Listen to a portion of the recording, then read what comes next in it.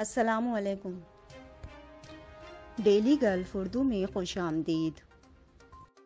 Visa expiry کی رعایتی مدت ختم ہونے کے بعد امارات میں کیسے رہا جا سکتا ہے؟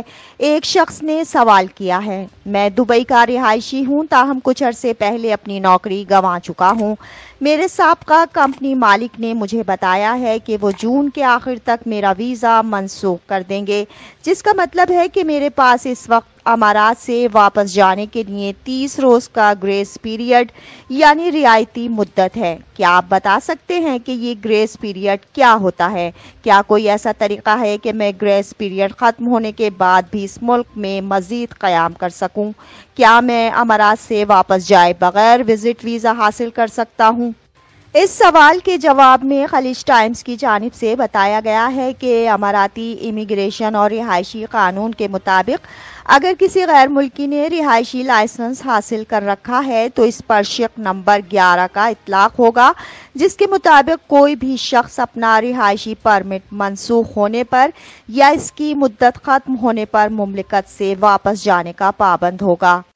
تاہم اگر کسی شخص کا ایک بار رہائشی ویزا منسوخ ہو جائے تو وہ مملکت میں 1 ماہ کی رعایتی مدت پر قیام کر سکتا ہے۔ اس رعایتی مدت کی ڈیڈ لائن ختم ہونے سے پہلے غیر ملکی کو امارات سے واپس جانا ہوگا، ورنہ مملکت میں مزید قیام کے لیے اپنا ویزا اسٹیٹس تبدیل کروانا ہوگا۔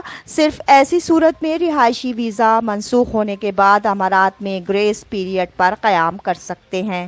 اگر آپ کو گریس پیریڈ کے دوران نئی ملازمت مل جاتی ہے تو آپ اپنے نئے آجر سے کہہ کر ورک پرمٹ کے لیے اپلائی کروا سکتے ہیں تاکہ آپ کے گریس پیریڈ کی مدت ختم ہونے سے پہلے آپ کا رہائشی اسٹیٹس تبدیل ہونے سے آپ امارات میں مزید قیام کر سکیں۔ ایک بار ورک پرمٹ منظور ہو جاتا ہے تو آپ کا نیا آجر آپ کے لیے نیا رہائشی ویزا اپلائی کر سکتا ہے۔ اگر آپ گریس پیریڈ ختم ہونے کے بعد بھی امارات سے واپس نہیں جاتے تو آپ کو general directorate of residency and foreigner affairs کی جانب سے جرمانہ عائد کیا جائے گا۔